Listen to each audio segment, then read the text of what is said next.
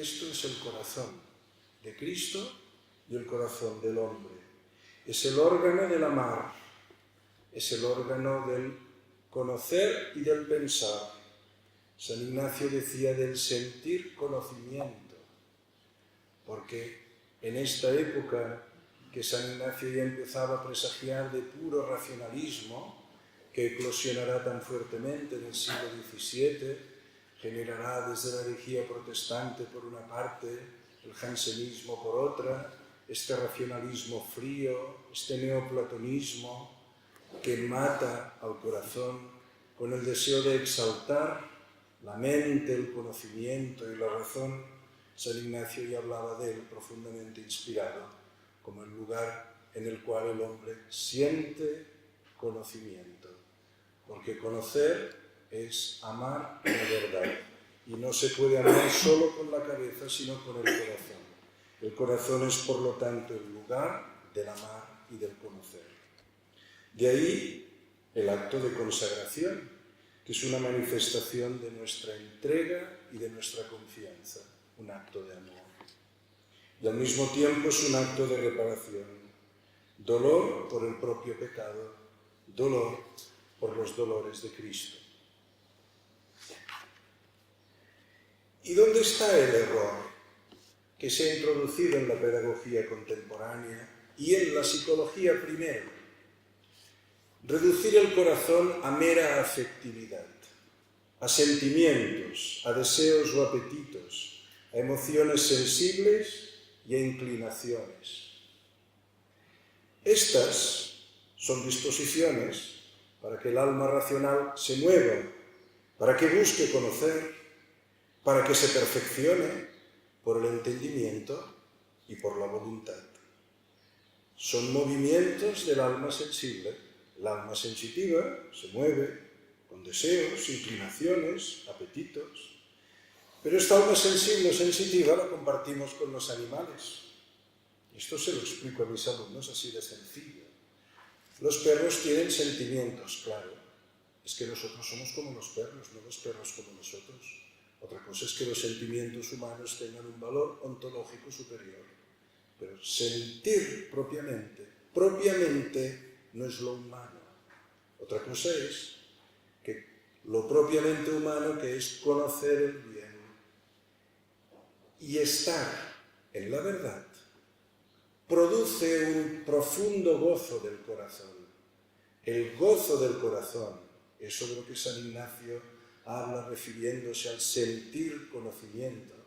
El gozo del corazón no es una pura emotividad sensible, es un estadio superior del alma que goza porque Dios le permite participar anticipadamente de la felicidad y de la consolación que da al hombre el estar en el bien y la verdad. Y luego se manifiesta gozosamente, porque cuando tenemos gozo en el corazón, lo queremos comunicar con nuestra sensibilidad, perfeccionada y elevada por nuestra condición de ser espiritual y puesta al servicio del bien. Por eso, cuando tenemos un gozo, lo deseamos compartir con nuestros amigos, bebiendo vino, dándonos una palmada en la espalda, sonriendo, que son actos emotivos, afectivos, emocionales, que brotan de una profunda alegría del corazón.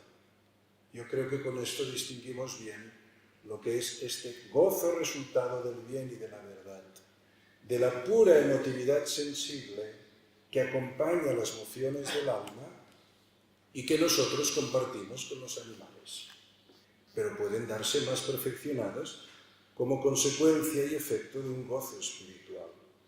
También he dicho que estos deseos y estas emociones mueven al hombre, porque el hombre busca también, a partir de sus apetitos y de sus instintos, un bien, por lo tanto algo para lo cual la condición del hombre está hecha. A través del alimento descubrimos que hay algo que no sacia el espíritu, pero es necesario alimentarse. Pero solo alimentarse no sacia el espíritu. Cuando el espíritu está saciado, entonces celebramos un banquete. Pero no celebramos un banquete porque tengamos hambre, sino porque nuestro gozo moverá en un segundo momento nuestros deseos sensibles, nuestra emotividad, y nuestra sensibilidad, que es cosa querida y hecha por Dios, porque es buena. Bien, estos instintos, estos deseos y estos sentimientos, en un estadio primero, que es los niños, lo que vemos en los colegios cuando llegan, y nosotros mismos cuando nos descubrimos a nosotros constantemente en tantos pecados de debilidad y de falta de virtud. Son manifestación del alma irascible, el alma concupiscible, tal como explican incluso Platón, Aristóteles, Santo Tomás, y así lo ha querido sostener, porque es verdadero, toda la tradición y la sabiduría de la Iglesia. ¿De dónde procede esta confusión? ¿De dónde procede confundir el corazón con la pura emotividad primera e instantánea de los niños? Bien, ahora voy a exponer, voy a exponer el triple origen de modo sucinto, y si luego hay ocasión, pues se profundiza más si creen ustedes que hace falta.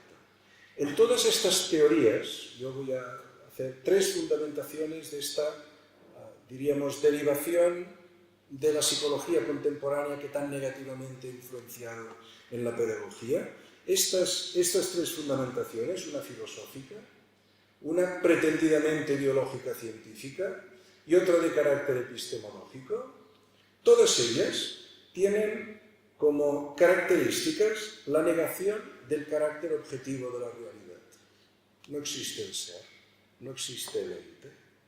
La objetividad del conocimiento. El conocimiento nunca es objetivo, siempre es una construcción subjetiva. La objetividad de las realidades trascendentes, que se hacen presentes en lo inmanente. Esto que incluso Platón quiso explicar, cayendo en este dualismo, que luego también se ha de decir, tanto daño ha hecho a la doctrina de la Iglesia y al amor por el mundo creado, decía este desprecio por lo trascendente que se esconde en lo inmanente. Esto es consecuencia también de estas teorías, como veremos. En definitiva, la supremacía y la exclusividad de la vida espiritual personal como perfección del ser racional.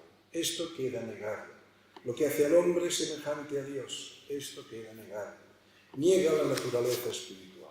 No es de extrañar que los frutos, lamentablemente, de estas teorías acaban siendo, en el mundo social, la secularización y en el mundo de la fe, la pérdida de la fidelidad de la revelación que nos muestra estas verdades. Yo voy ahora a intentar explicar pues, estos tres fundamentos de estas derivaciones de la psicología y la pedagogía contemporánea.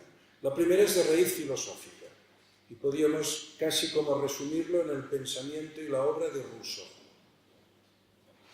Todos más o menos, algo de Rousseau. La idea es que el hombre, como ser de instinto natural, frente a la artificialidad desnaturalizadora de la sociedad, la cultura y la moral. La naturaleza es buena, es lo genuino, es lo originario. La cultura es un alejamiento de la naturaleza. La moral es una represión del instinto y la fuerza de la naturaleza que anida en el alma del hombre. La sociedad, un constructo que constriñe y obliga al hombre a someterse a leyes y normas que nos apartan y nos alejan de nuestra verdadera y originaria condición natural. La educación no debe, pues, sino ser un retorno a la naturaleza. Frente a la razón, la emoción. El sentimiento, el deseo, la pasión, la inclinación y el instinto natural de carácter irracional. No tiene la razón una categoría superior a la irracionalidad y al instinto. Todas son fuerzas y manifestaciones del poder de la naturaleza, que se hace presente en un ser que tiene determinada inclinación a tener mayor conciencia de estos movimientos en él. Solo por lo tanto, por la naturaleza, el hombre se abre camino hacia la felicidad. Vemos en esta tesis resonar lo que ya será, siglos después, no mucho tiempo después, un siglo después. Nietzsche, Freud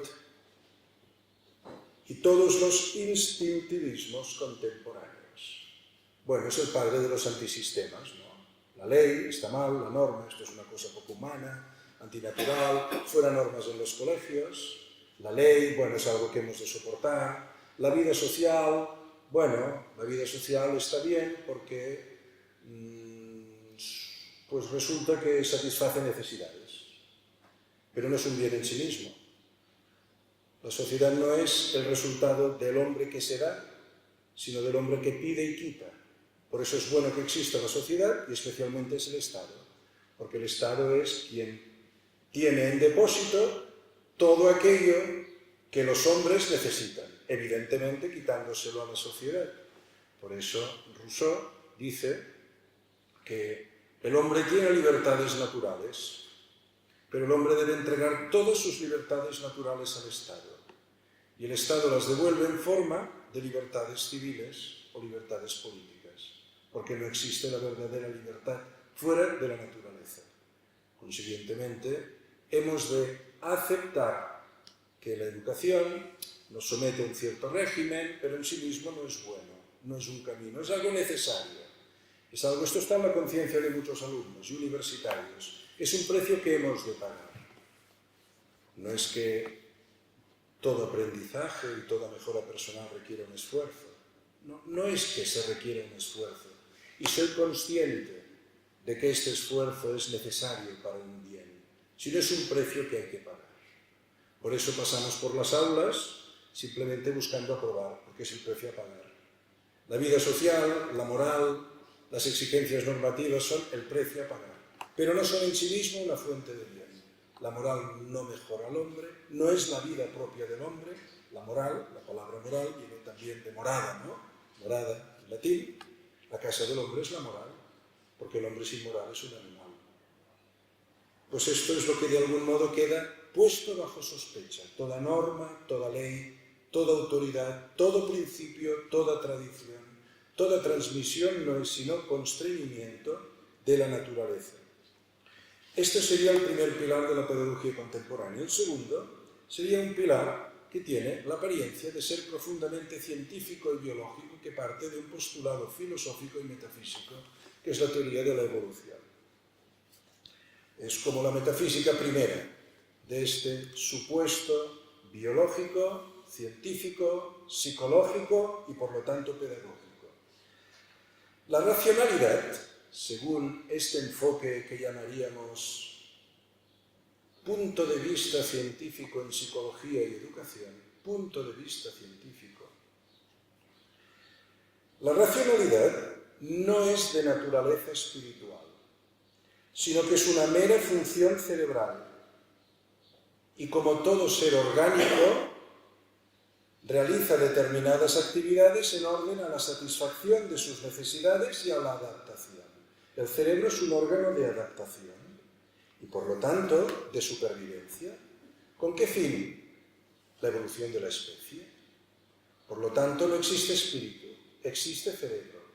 Por lo tanto, el fin del hombre ya no es la contemplación, es la supervivencia y la adaptación, como un mero organismo biológico más en constante proceso de cambio y de evolución. El culto al cambio. Estamos en la era del culto al cambio. Lo propio del ser vivo es cambiar. No es ser lo que es cambiar. Por tanto, hay que cambiar.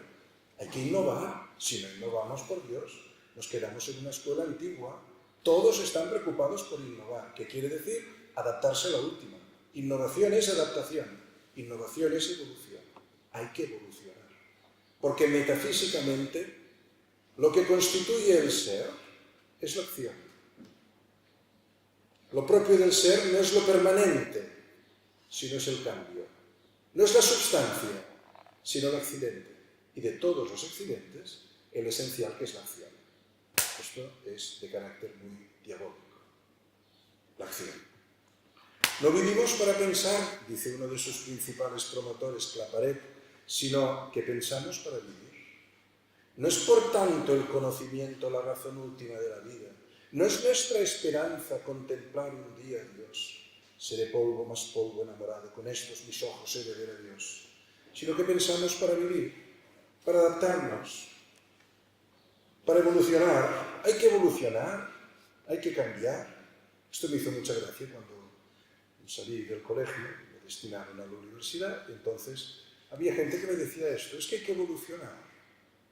He pensado, ¿qué tontería estás diciendo? ¿Qué quiere decir que he de evolucionar?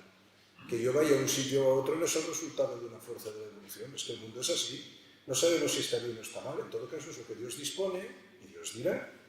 Bueno, el acto de conocer, por tanto, no es más que un proceso que busca restablecer un equilibrio perdido. No tengo algo, lo necesito. He de restablecer el equilibrio. Por tanto, me he de satisfacer. Cuando me he satisfecho, me he adaptado y he conseguido el estado de equilibrio. El equilibrio, otra preocupación de la psicología contemporánea.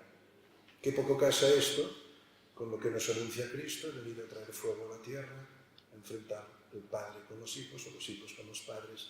Bueno, qué poco casa, ¿no? El equilibrio, cómo se está introduciendo toda la filosofía del equilibrio en nuestra psicología y en nuestra educación y en nuestro coaching contemporáneo, ¿no? Desequilibrio, que es el resultado de nuestras necesidades, por tanto hay que satisfacer necesidades. Su satisfacción corrige dicho desequilibrio y nos adapta a nuestro ambiente, siempre cambiante. Como el ambiente cambia, tenemos nuevas necesidades. Como tenemos nuevas necesidades, hemos de satisfacerlas, es decir, adaptarnos a un nuevo ambiente.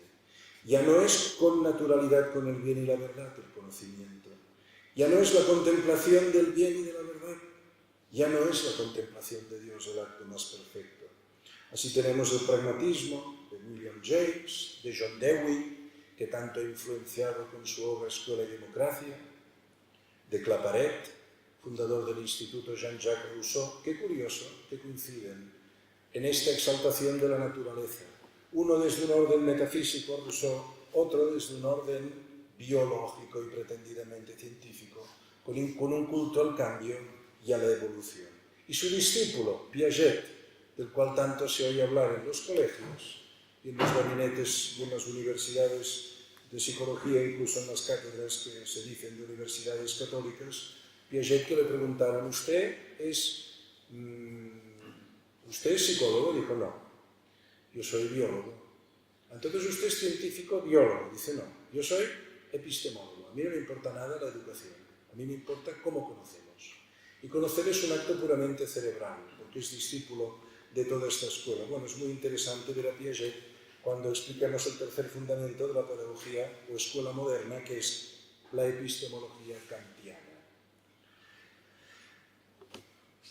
Kant no es propiamente antirracionalista, como de algún modo sí lo son las dos corrientes anteriores, pero sí niega que el hombre pueda conocer la realidad en sí. Todos recordamos algo de Kant. El conocimiento ya no es de la verdad, de la realidad en sí y de su significado. Pero aún así el hombre puede tener un conocimiento científico. Esto causa mucha perplejidad cuando lo explicas. Dice, miren, no podemos conocer lo que son las cosas, pero podemos hacer ciencia. Ah, qué curioso. Porque lo que Kant quiere garantizar es que este no conocer se dé en unas condiciones universales de necesidad y de universalidad. Y esto lo garantizan los a prioris. Con lo cual, el conocimiento es universal, pero universalmente subjetivo, porque todos conocemos del mismo modo, pero nunca conocemos la realidad de las cosas en sí. De aquí esta distinción kantiana, las cosas en sí, las cosas en el conocimiento. ¿Qué es pues el conocimiento? Es una construcción subjetiva universal. Esta es la tesis kantiana. Con lo cual es posible hacer ciencia, pero no es posible hablar de realidades que estén más allá de la experiencia. Por ejemplo, la realidad numérica o la realidad de las cosas en sí. O, por ejemplo, hablar del alma. ¿Alguien ha tenido una experiencia del alma? ¿Una experiencia sensible del alma? ¿Gustativa, olfativa, táctil, auditiva? No.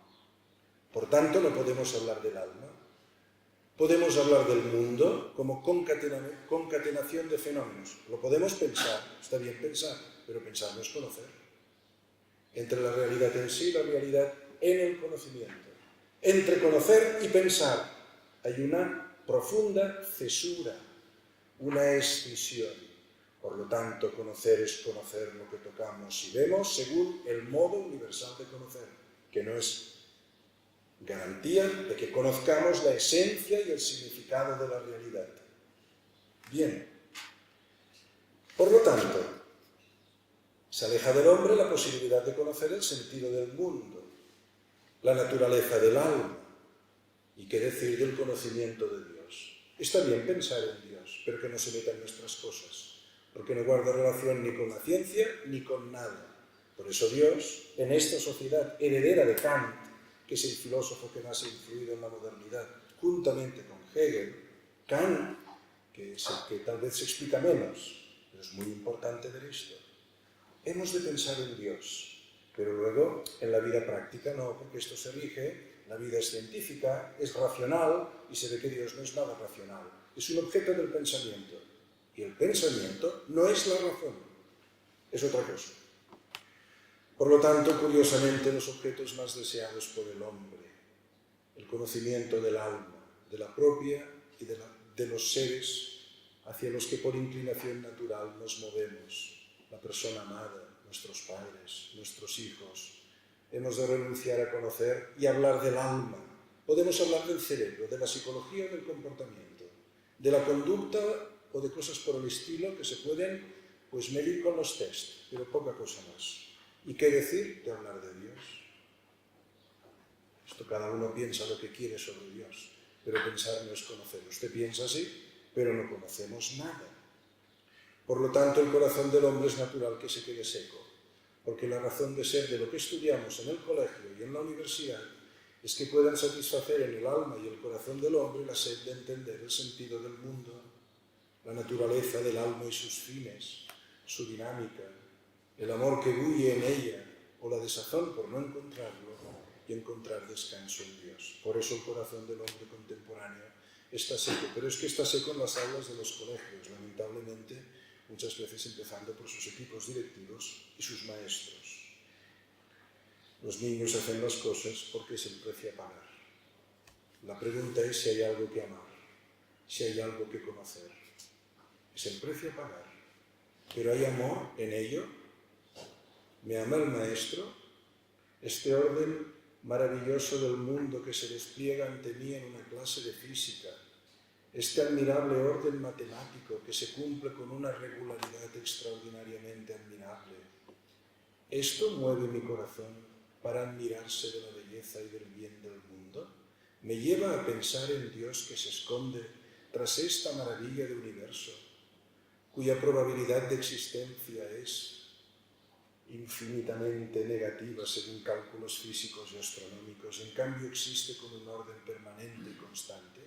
Y esto no debe suscitar en un alumno una admiración que casi se quede sin respiración contemplando ese misterio. ¿O es que la ciencia no tiene que ver con eso? Porque hay una ciencia del amor y una ciencia del corazón. Teresa de Ávila habla de ello, Santa Teresita de Lisieux, por eso son doctoras de la Iglesia, porque nos hablan de la ciencia de Dios y de la ciencia del hombre. ¿No es ciencia esto? Añadir que con Piaget, además, y ahora vuelvo a Piaget, se rompe esa unidad intersubjetiva universal que Kant propugnaba para el conocimiento, para garantizar la posibilidad de la ciencia, porque el conocimiento no deja de ser una asimilación y acomodación meramente subjetiva, individual, en aras a la adaptación. Y así, cogemos a Kant, cogemos a Claparède, y este punto de vista biológico en psicología, lo juntamos y sale el constructivismo, que es decir que el conocimiento es una construcción, pero, perdón por la expresión, cada uno la suya. Porque claro, cada uno hace un proceso de adaptación-acomodación distinto, y yo no puedo saber lo que el otro está construyendo en su conocimiento. ¿No se ha convertido el constructivismo en la doctrina pedagógica oficial en la mayoría de colegios que se dicen a sí mismos católicos? ¿No es esto no solo contrario a la revelación y a la doctrina revelada de la Iglesia, sino no es contrario a la razón clásica que defendieron Sócrates con su vida, Platón, Aristóteles, la tradición humanista de Occidente? No solo está en peligro la fe, sino además la razón, porque vivimos en una sociedad de sin razón, sin razón, sin razón, en todas las leyes que se aprueban.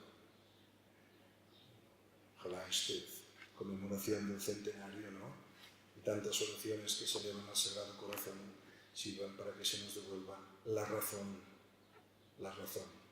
También es maravilloso esto que dice Santo Tomás, ¿no?, que la fe a veces suple la razón.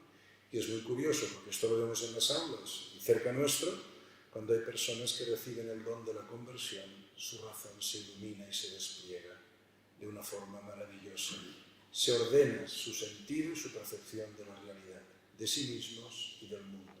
Y entonces adquieren una profunda capacidad de juzgar.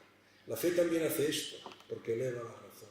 Pero claro, cuando el mundo pierde la razón, acaba incluso perdiendo la capacidad de escuchar el latido de su corazón, el latido del corazón del mundo y el latido del corazón de Cristo. Y esta es la cultura contemporánea. Ojalá nos devuelva la razón como primer signo de los dones, ¿verdad?, del corazón de Cristo y de su Espíritu que nos envía, de sabiduría, de entendimiento, de prudencia. Bueno, por tanto, el hombre lo vemos reducido a ser un ser puramente material, biológico, cerebral, ya no espiritual. La racionalidad es un mero instrumento adaptativo, ya no es el fin supremo de la actividad del hombre. Esto supone la muerte del alma, la muerte de la comprensión del logos del mundo, la muerte de Dios. Y lleva la cultura y la educación contemporánea en una dirección puramente voluntarista, o bien neurologista, todo es neurología, neurociencia en educación, pero que poco estudiamos el alma, sus pasiones, sus potencias, sus virtudes, sus órdenes y sus desórdenes. Una inclinación naturalista, emotivista. Ahora se ha puesto mucho de moda, salió en los periódicos la pedagogía Waldorf. Es curioso, porque en todas las cosas hay algo de verdad, ¿no? Esta pedagogía que se funda en el esoterismo, en esta secta, esto de Steiner, ¿no?, que tiene un carácter muy sectario. En cambio dice una cosa que está muy bien. Dice, a los niños pequeños se les ha de hacer maravillar por la belleza del mundo, a los adolescentes por el orden del mundo. Bueno, esto no está mal, ¿verdad?, lo diga Steiner o no.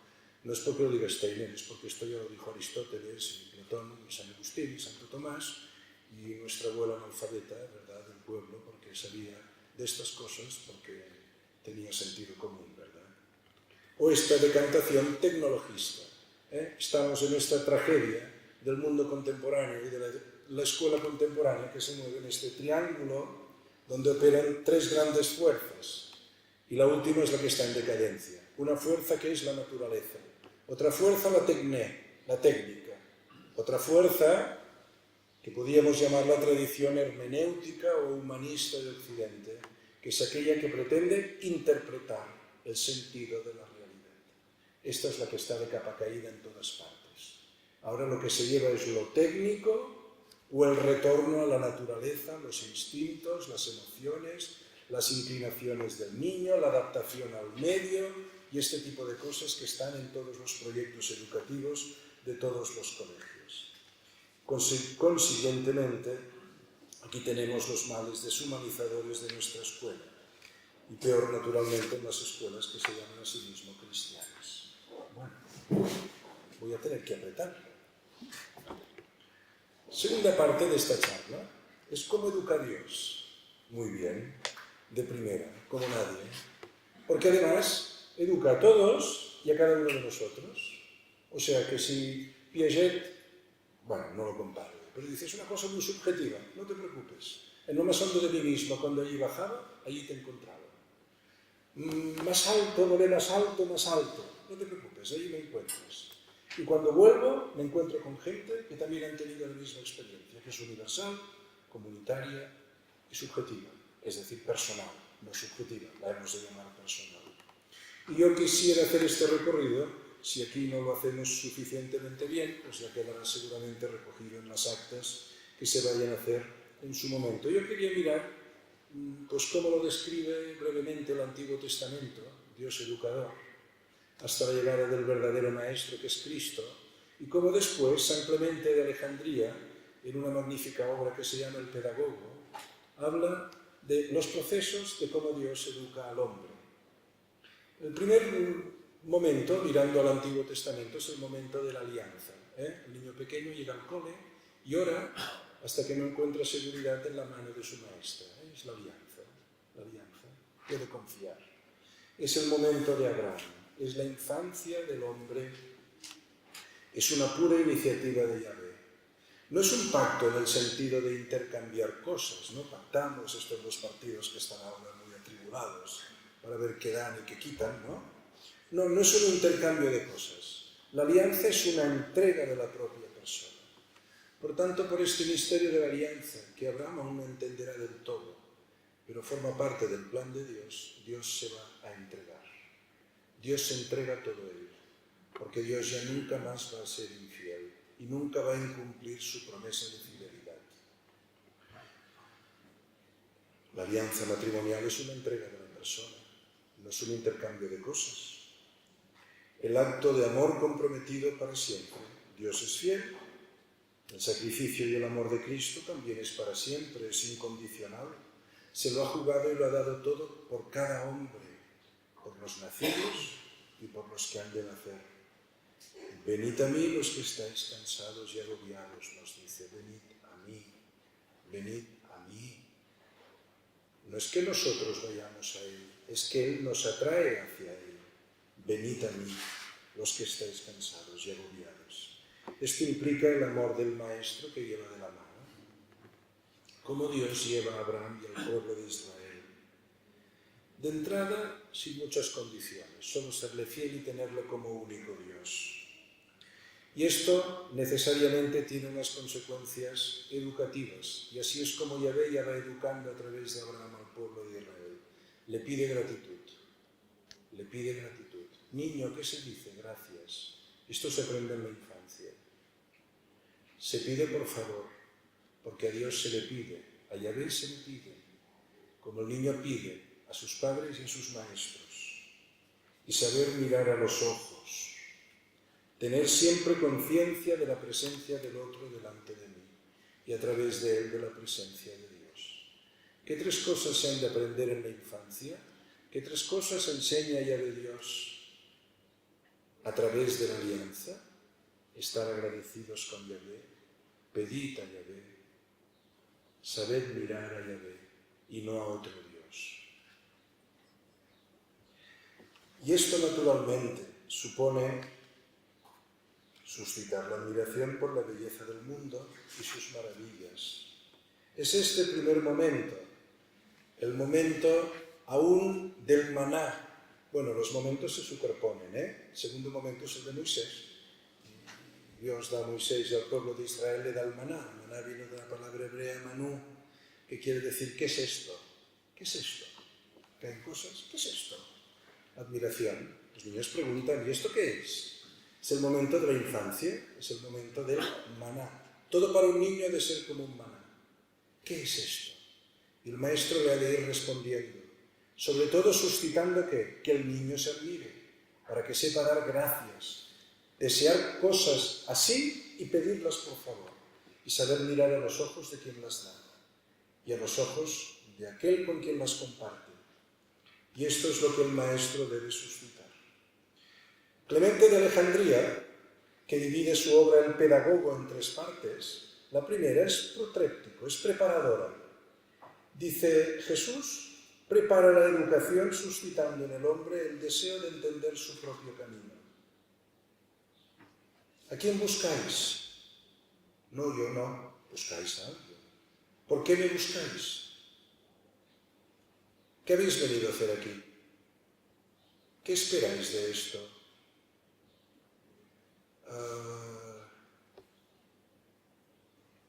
¿Eres tú el Mesías? ¿O hemos de esperar a otro? ¿Lo decís por vosotros mismos? ¿Vosotros que os manda? ¿Pedro, me amas? Sí. ¿Pedro, me amas? ¿Pedro, me amas? Pedro, ¿qué buscas diciendo me amas? Es lo que hace el maestro primero. Prepara. suscita el deseo de entender,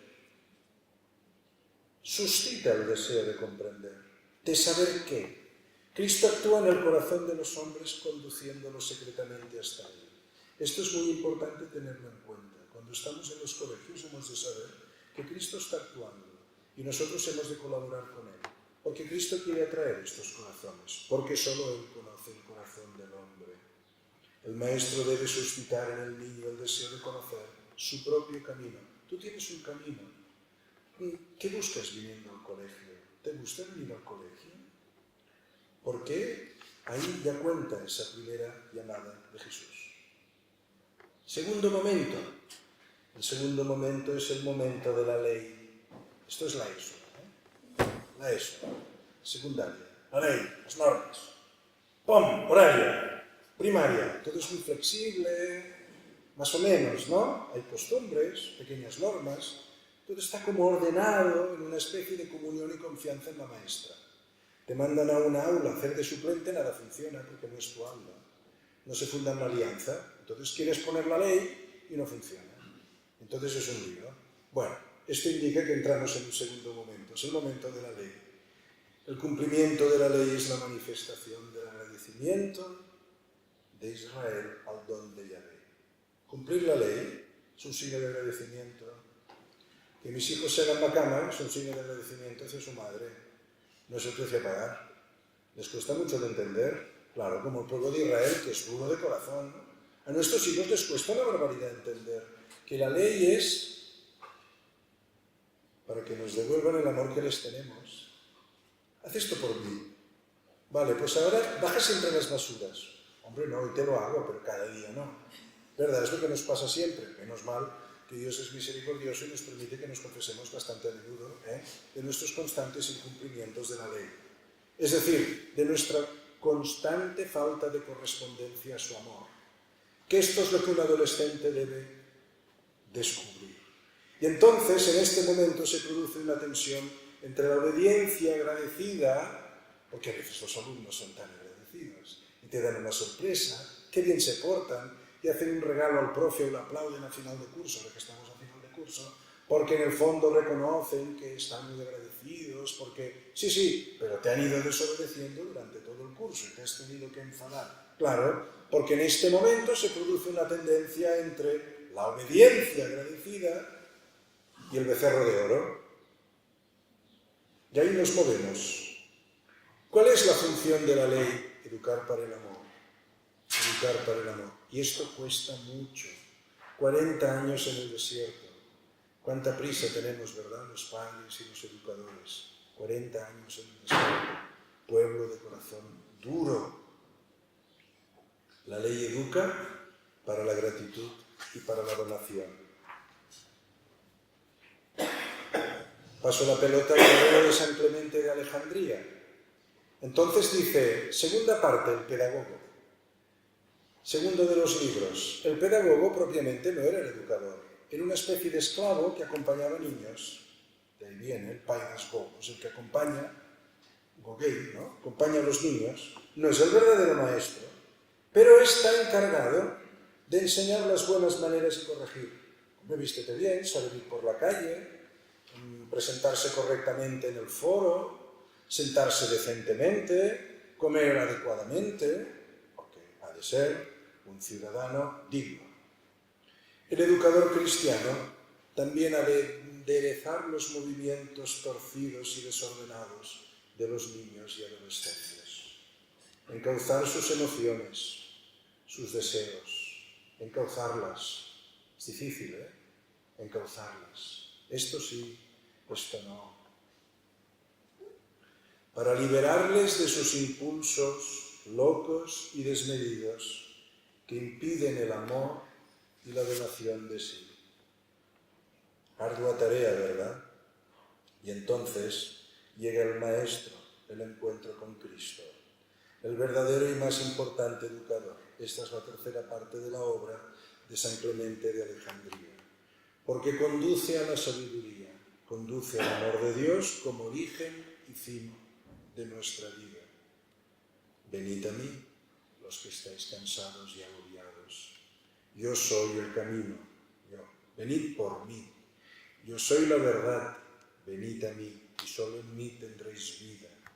Este es el fin último de la educación, llegar a Dios como origen, fuente y fin de nuestra vida.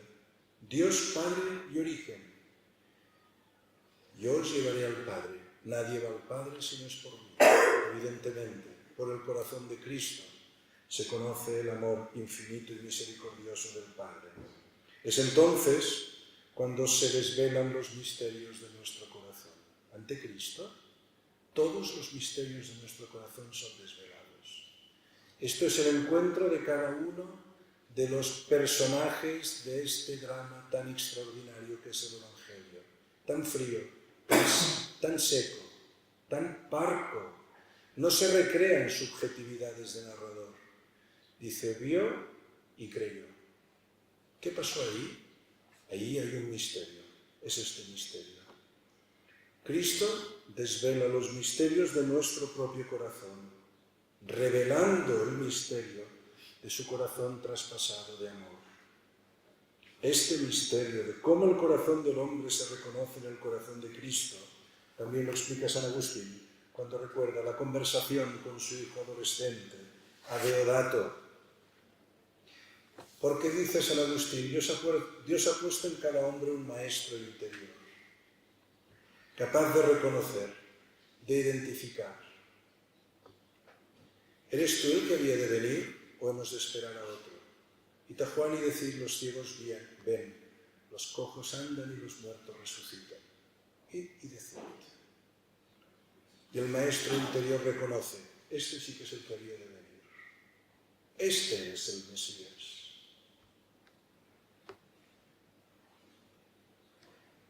Este maestro interior nos hace capaz de identificar a partir de un signo externo. ¿Devolvió la vista a un ciego? No, lo que devolvió es la vida al corazón, que se reconoció en aquel corazón, para siempre, para siempre. No porque le devolvió la vista, no porque hizo salir a Lázaro de la tumba, porque Lázaro volvió a morir, pero Lázaro quedó muy íntimamente unido al corazón de ese Cristo que le amó y oró por él, como por cada uno de nosotros. Es el Maestro que se presenta ante nosotros, el que nuestro Maestro interior puede decir, este es. Es la memoria de él que todo hombre guarda como el sello de su Creador. Es la capacidad que tenemos de amar al amor, de reconocernos en él. Esto lo saben muy bien los que trabajan con drogadictos, con excluidos sociales, con la miseria de la vida social. Cuando se sienten amados por Cristo, quedan profundamente reconocidos en él. Y entonces recobran en ellos la capacidad de amar. Es la confesión de Pedro, es cuando el centurión lo reconoce. Es esa afirmación, tú eres el Mesías, el Hijo de Dios vivo.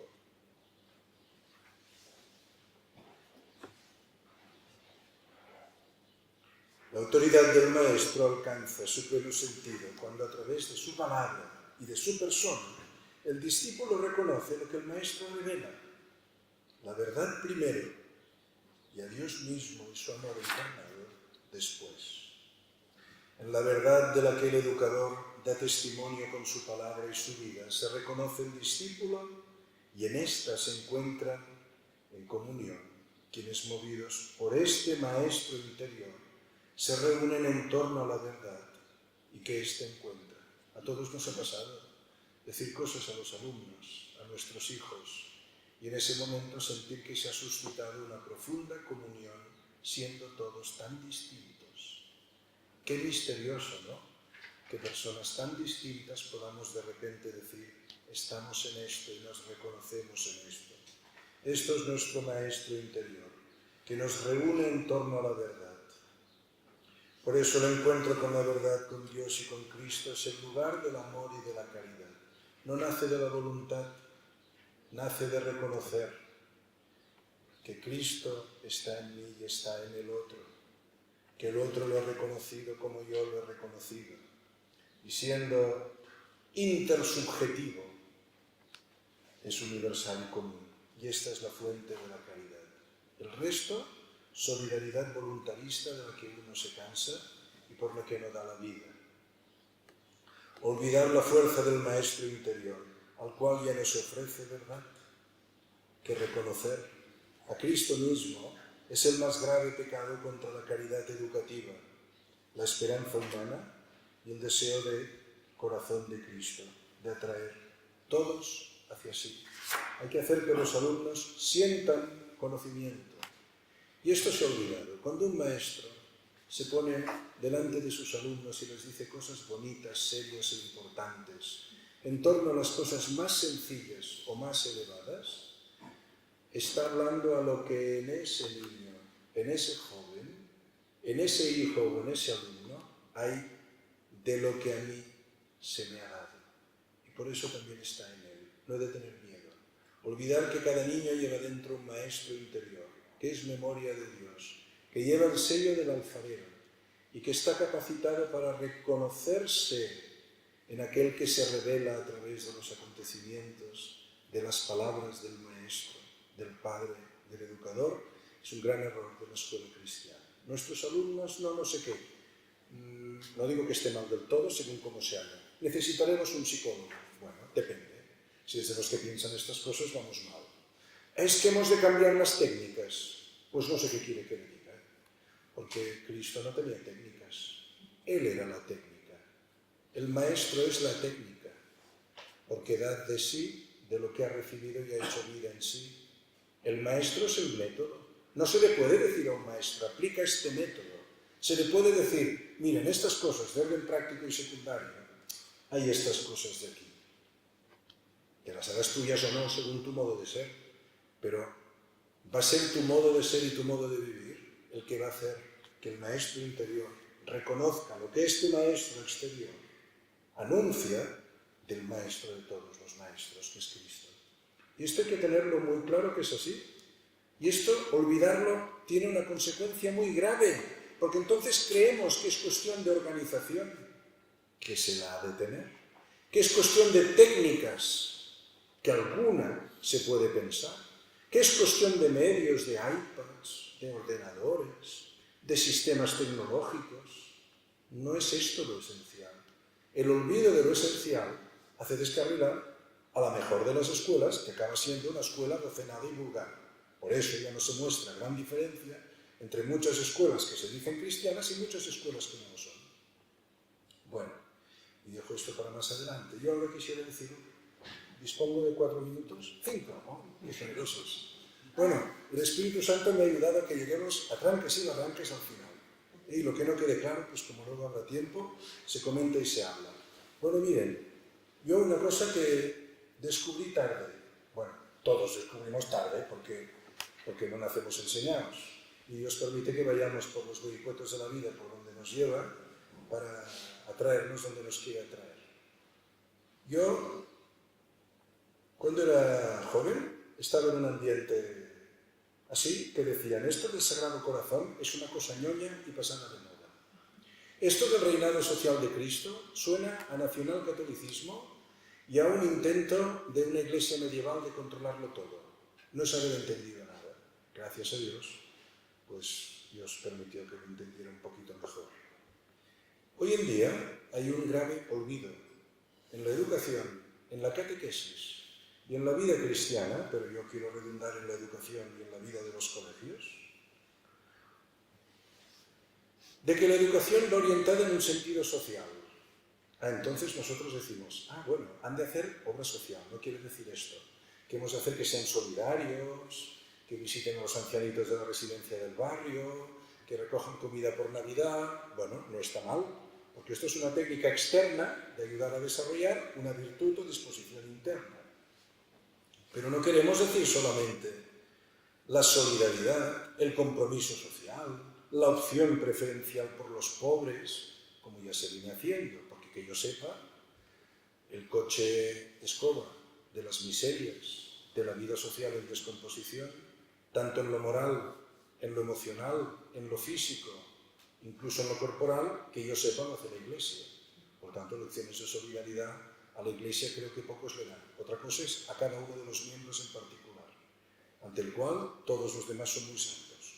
Pero de aquí, al decir el sentido social de la educación, me refiero a la esperanza y a la vez misión de la Iglesia de que Cristo reine, no solo en los corazones, sino sobre todas las sociedades, la familia, los pueblos, las sociedades políticas, las naciones. La reducción del sentido social de la educación como uno de sus fines, en un sentido meramente solidario, de colaboración política, sobre todo en un sentido moderado. Vamos a ser moderados, ¿eh? Los católicos somos así como de centro moderado, ¿eh? No es propio de la vida cristiana y de las esperanzas de la Iglesia. No es lo propio esto.